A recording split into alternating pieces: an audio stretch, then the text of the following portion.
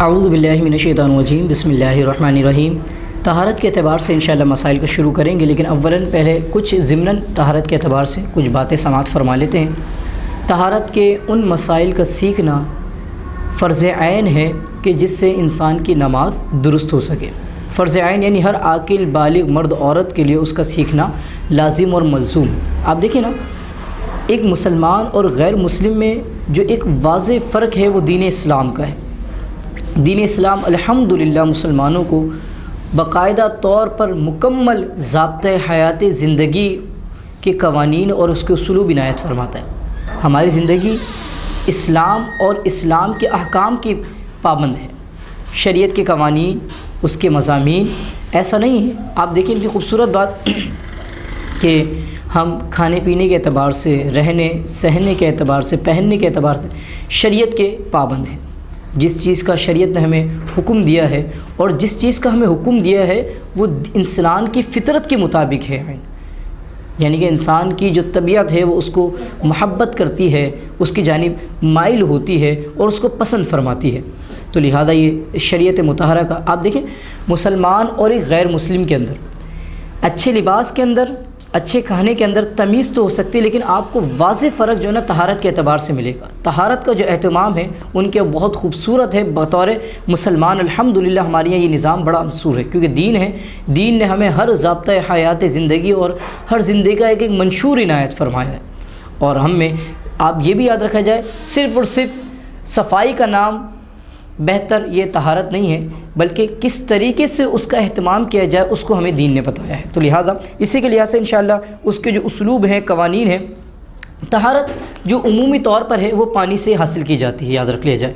اس کے علاوہ بھی دیگر چیزوں سے اس کو حاصل کیا جا سکتا ہے، لیکن عمومی طور پر جو طہارت کا جو سلسلہ ہے وہ پانی سے حاصل کیا جاتا ہے۔ اللہ اپنے پاک کلام میں ارشاد فرماتا ہے بسم اللہ الرحمن الرحیم۔ اس کی اہمیت کا اندازہ لگائیے، واللہ یحب المتطہرین، کہ اللہ تبارک و تعالی یعنی کہ پاک صاف لوگوں کو سب سے زیادہ پسند فرماتا ہے۔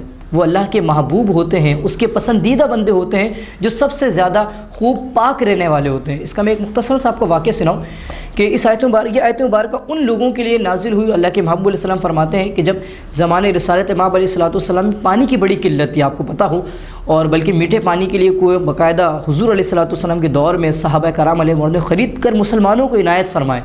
بڑی قلت تھی پانوں کی، تو پھر اس وقت جو نجاست کا دوری کا جو سلسلہ تھا، ناپاکی سے پاکی آنے کے لیے، مطلب انسان اگر استنجا وغیرہ کرتا تھا تو اس کے لیے پتھر وغیرہ استعمال کیے جاتے تھے، ٹھکریاں وغیرہ استعمال کی جاتی تھی۔ لیکن ایک قوم حضور علیہ السلام کی جانب آئی اور ایمان لے کر آئی، تو اللہ تبارک و تعالیٰ نے ان کے ایک عمل کو سراہا، اور وہ کیا عمل تھا کہ وہ مطلب ایک نجاست کو دور کرنے کے لیے جب استنجا وغیرہ سے فراغت حاصل کرتے تھے تو جہاں پتھر وغیرہ استعمال کرتے تو اسی کے ساتھ ساتھ پانی کا استعمال، یعنی کہ دونوں چیزوں سے پاکی حاصل کرتے تھے۔ تو یعنی کہ جو خوب پاکی کا اہتمام کرتا ہے تو اللہ تبارک و تعالیٰ نے ان کے لیے یہ آیت مبارکہ کا نزول فرمایا۔ کتنی خوبصورت بات کہ اللہ تبارک و تعالیٰ یعنی کہ پاکی کو بہت زیادہ محبوب رکھتا ہے، وہ بندہ پاکیزہ۔ اب ہمارے دور کے اندر یقیناً ہم اب جب پانی کی سہولت موجود ہے تو دوسری جانب ہمیں جانے کی حاجت نہیں، جب اس سے ہم جو ہے بالکل تسلی کے طور پر اور تشفی کے اعتبار سے جو ہے پاکی کو حاصل کر لیتے ہیں۔ اللہ کریم ہم سب کو خوب پاک رہنے کی توفیق عطا فرمائے۔ اب اسی کے ساتھ ساتھ یہ بات بھی ذہن نشین رکھیں، دین اسلام میں ہمیں پاکی کی اہمیت کا پتہ چل گیا کہ اللہ تبارک و تعالیٰ کو سب سے زیادہ پاک رہنے والا بہت پسند ہے، وہ اس کا محبوب بندہ ہے۔ اور یہ بھی بات رکھیں کہ اکثر بدنی عبادت جو ہیں وہ جو ہے پاکی کے ساتھ مشروط ہیں۔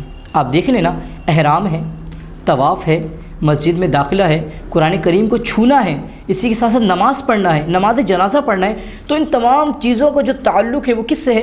وہ تمام کا تمام تعلق پاکی سے۔ اگر انسان پاک ہوگا تو پھر ان چیزوں کا اہتمام اور شریعت کے جو اس پر احکامات ہیں یا جو اللہ تبارک و تعالیٰ کی طرف سے ملنے والے، اگر جو اللہ کا حکم کی فرما برداری کرے اس پر انعامات ہیں وہ اسی بندے کو حاصل ہوں گے۔ لیکن اگر کوئی نہ کرے اور اگر اس سے محروم رہے اور اس جانب یعنی کہ پاکی کا وہ ایک حاصل و حصول جو شریعت کی طرف سے نظام ہے اس کے مطابق وہ حاصل نہ کرے تو وہ انسان جو ہے نا وہ ناپاک رہے گا، اور یہ اللہ تبارک و تعالیٰ کو ناپسند ہے۔ بلکہ ایک روایت کے اندر یہاں تک کہ آتا ہے کہ جو شخص جو ناپاک رہتا ہے اس کی وجہ سے گھر میں نا بے برکتیاں بھی آتی ہیں۔